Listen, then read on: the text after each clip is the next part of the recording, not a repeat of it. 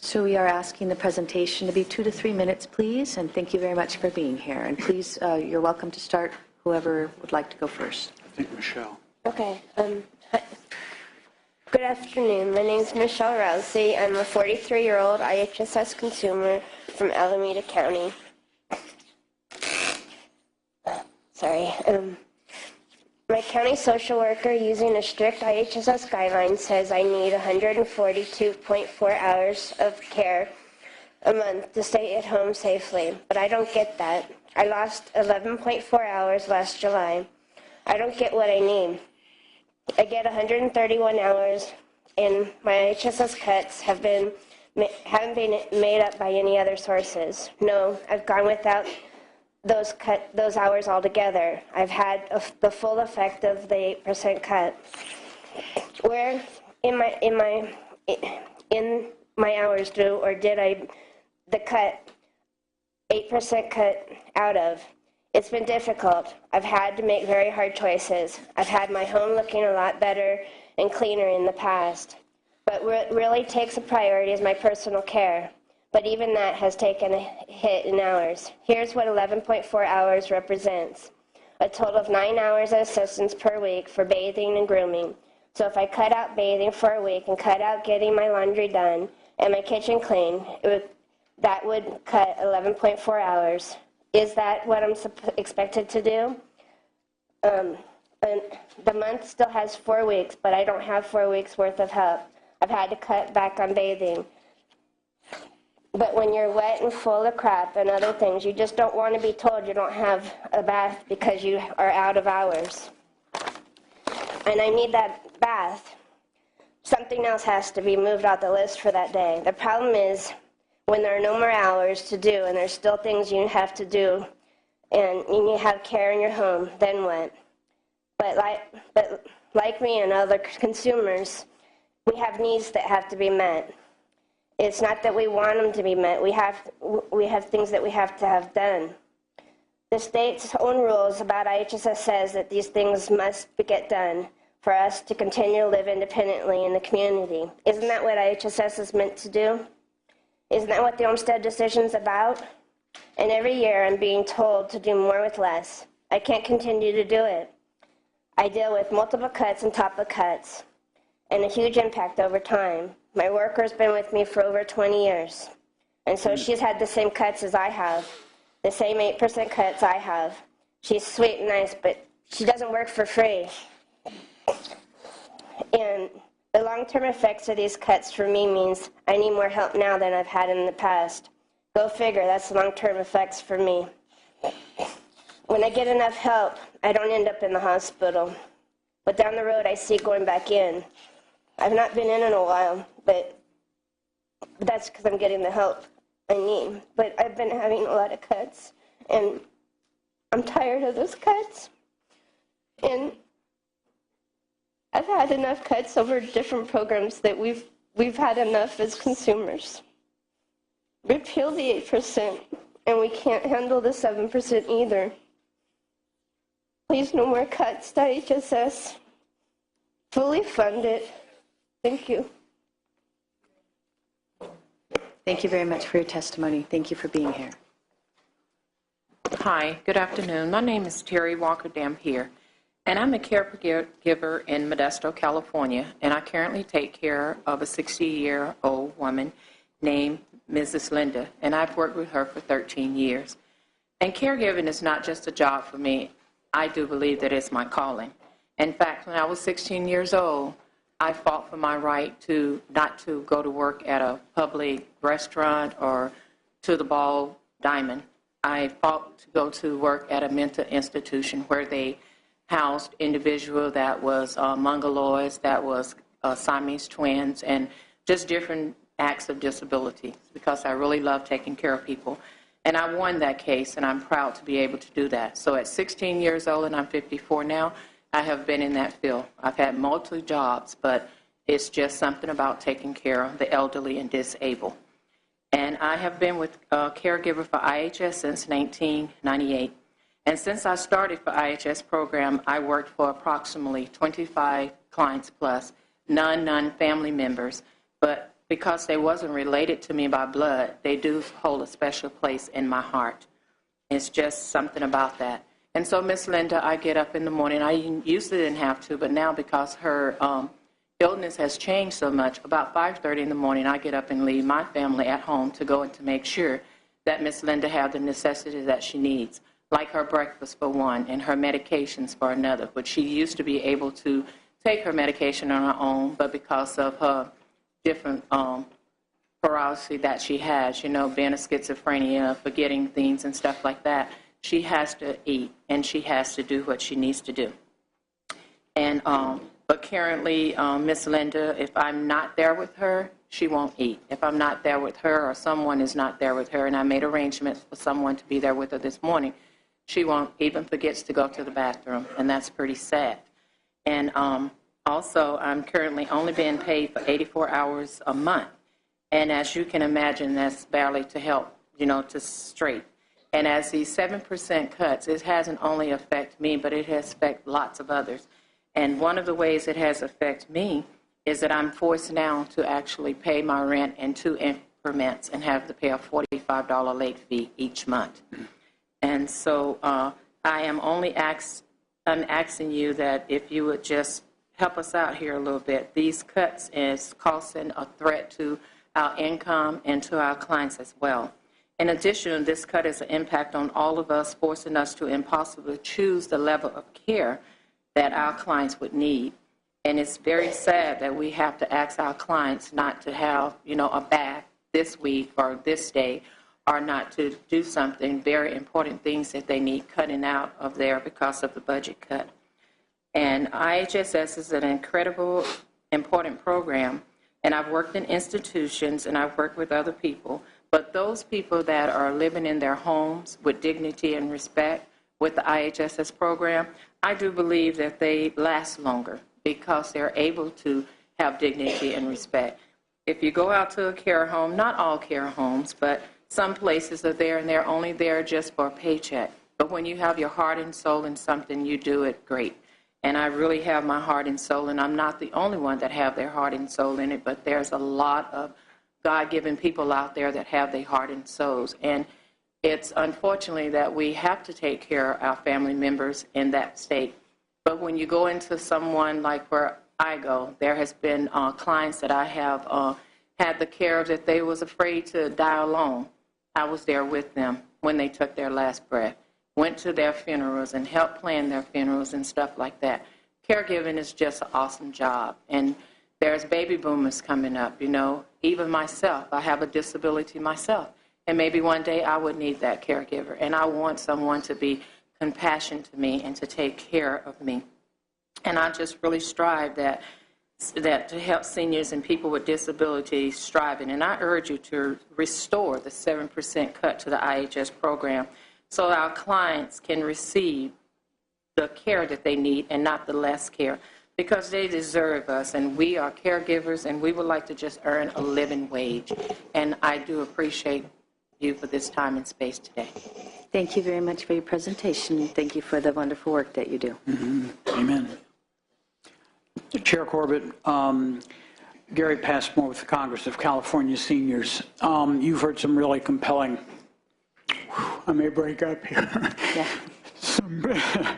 How this cut is affecting real, frail, desperate people. Nearly 1 in 4 people in IHSS are older than 85. And that's why I'm here. We're really, really troubled by the governor's budget. And it's an anachronism. This cut doesn't need to happen. It was negotiated as part of a settlement when we were in a deep hole. You were here. You know, we're out of that hole. And that settlement doesn't require you to make this cut. It puts a cap on the amount of cut that the state is willing or proposes to take. You know, like you guys, we watch revenues. We look at the projections really closely. This budget starts with a huge surplus. It ends with a huge surplus. And the numbers that you're looking at right now are going to be even probably higher come May than they were in January, maybe by $1 billion or more dollars. So I think it's important that in this budget where you're talking about raising the pay for state employees, where there are recommendations to raise your pay and the pay of public officials, where there are proposals to essentially restore funding for public schools, put money back into higher education, put some of the money back into the courts, it just seems wrong to be taking more cuts from these folks. And the only reason that we're given is so that the state can have a surplus. You know, it isn't that we can't take care of these people, we're choosing not to. And, you know, somewhere I can guarantee you in this state right now, there's probably an 80 or 80-plus-year-old woman, almost certainly a woman of color, who may be incontinent, and she is in her room sitting or lying in soiled clothes. And she's there because we don't help her. And it isn't that we can't, it is that we choose not to do it. I know you're somebody of conscience, and I would beg you to roll back this 7% proposal. Thanks. Sorry to break up. I didn't mean to do it. Okay, that's okay, Mr. Passmore. Thank you very much for your testimony. Thank you very much. I heard you.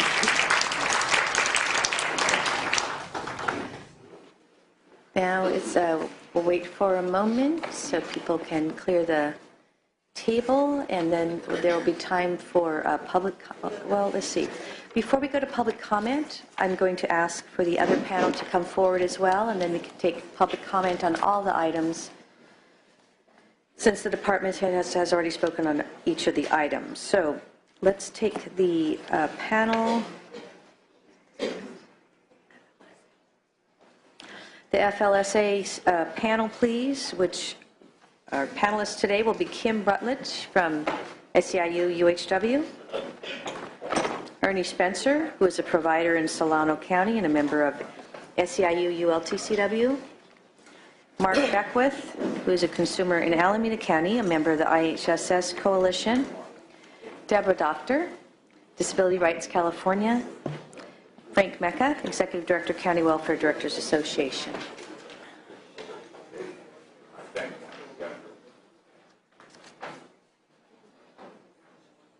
We might be missing one speaker, one more speaker coming. All right. Welcome.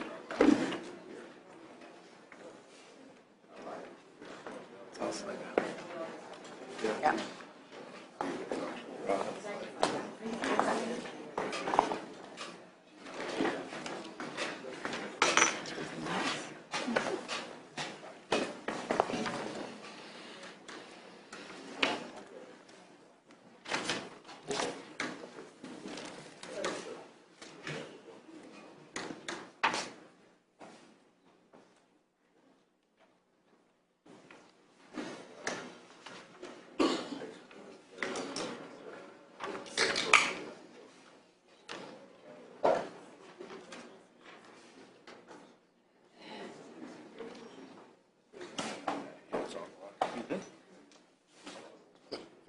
Closer, though.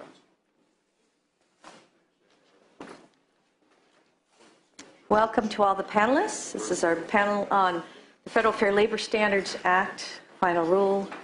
And I would like to ask you please again to stick to about 2 to 3 minutes in your presentations, and welcome. Whoever would like to start first, please do.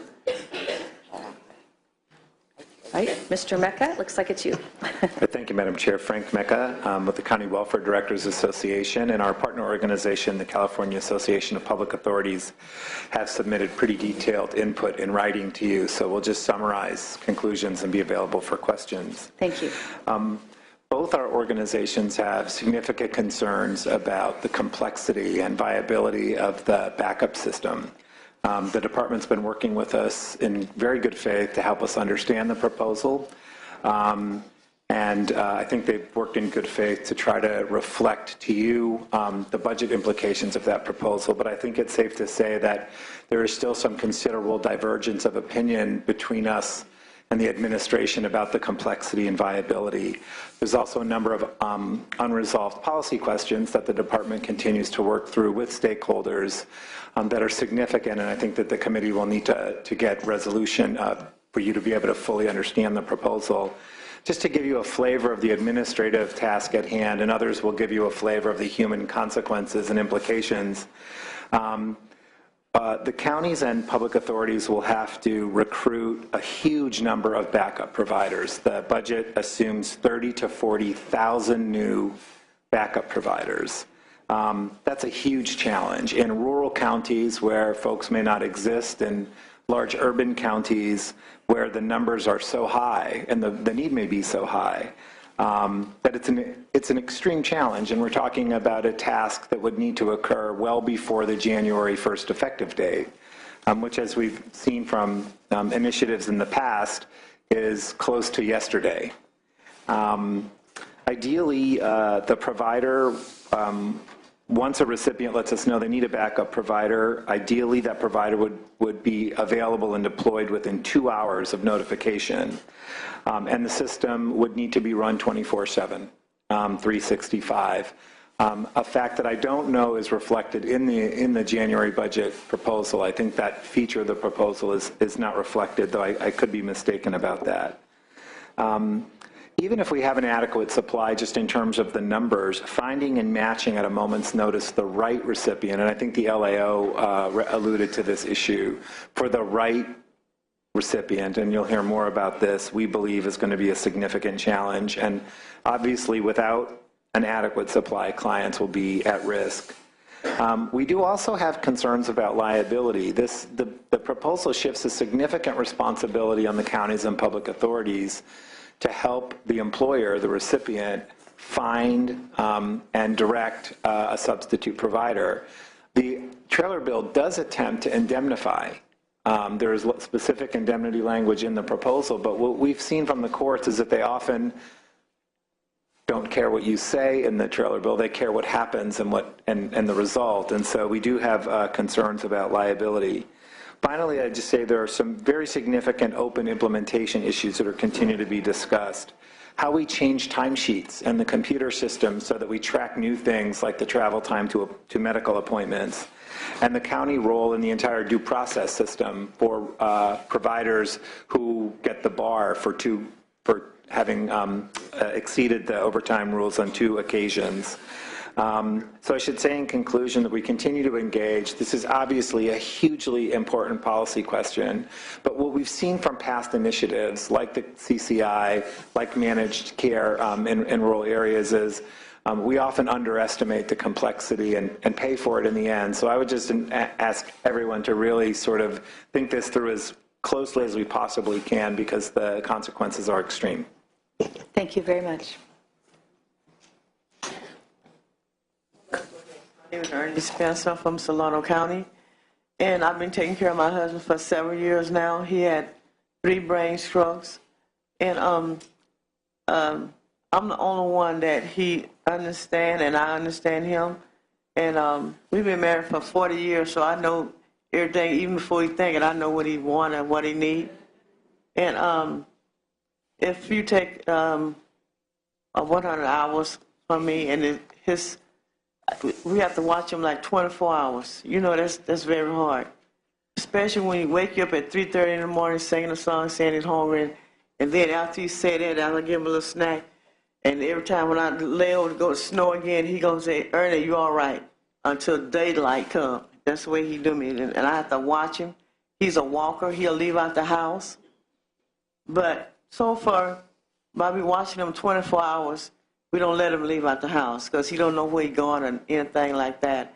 And if his 100 hours been taken, and that's my income for us to live on, for PG&E, water bill, and pay the rent, $1,150, and car note and insurance.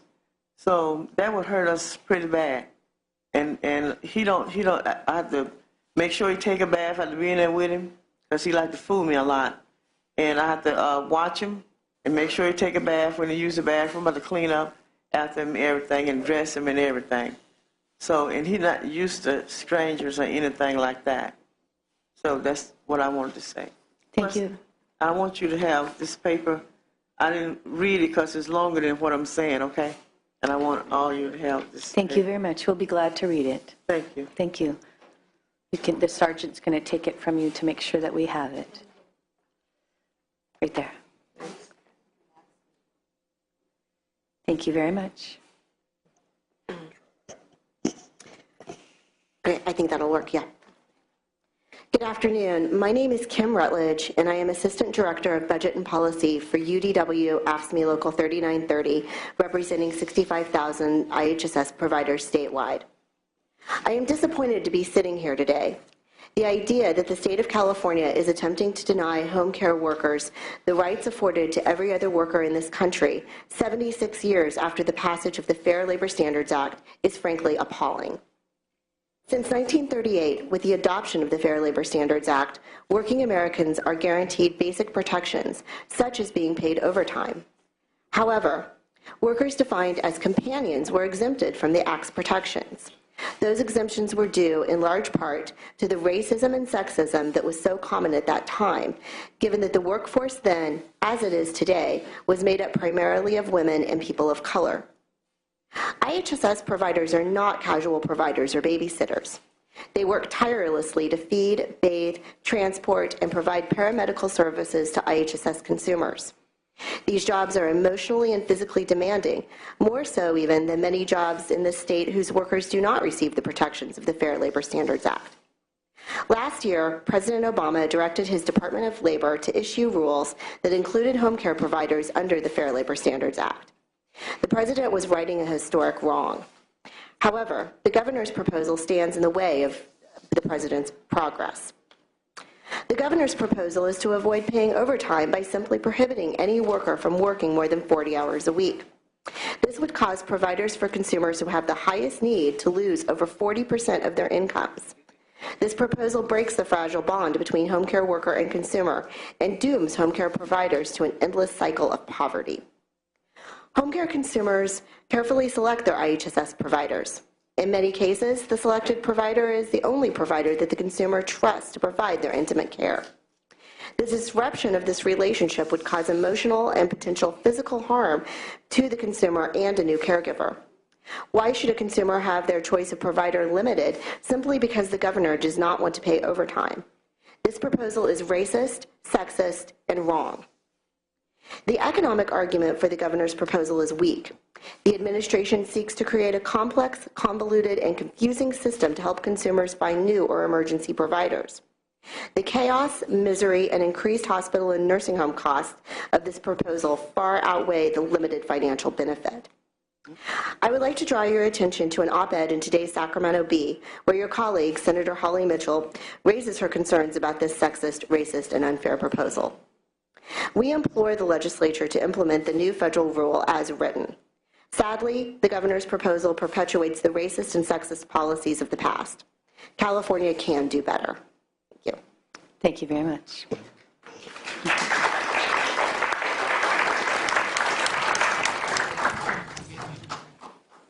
Thank you. My Good name is afternoon. Mark Beckwith. I'm a consumer. I've been getting IHSS for about 35 years now. I've been involved in, not only as a consumer, but also involved with the public authorities. I was on the board for 10 years. I was one of the founding members of the whole public authority movement, and I can just tell you that this plan the governor has is not workable. It's very frightening for consumers. Consumers who live in rural areas are lucky to have anybody, let alone like, oh, now I've got to find somebody else. Where? I have 24-hour care because I have waiver services, and just trying to find somebody to cover all the hours is a big challenge. If somebody can't make it at the end of the week, and I call my other workers, I can generally find someone who can fill in. But I won't be able to do that now because that will put them over 40 hours. So it's going to make a real stressful situation and very hard to deal with.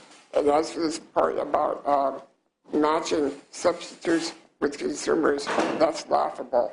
If you just get bodies, enough bodies to cover it, you'll be lucky, let alone match people. And these substitutes, what are they going to do, I mean, until they get work? Sit around, keeping their time open with no income coming in?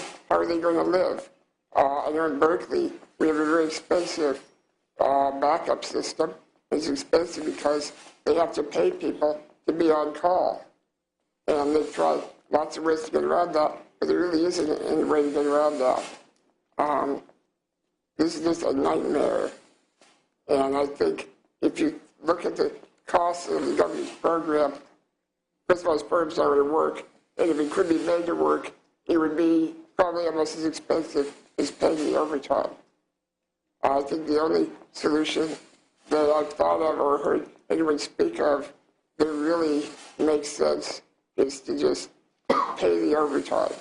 Many attendants, most attendants don't, and many recipients don't even receive more than 160 hours a month. So the overtime situation isn't going to come up that often, except for people that get more than 160 hours a month.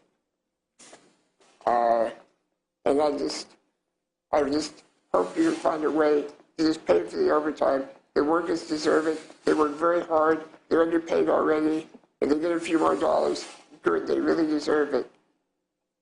I mean, you really are, seriously, time and a half, if they have the overtime wage, would be reasonable as a regular wage.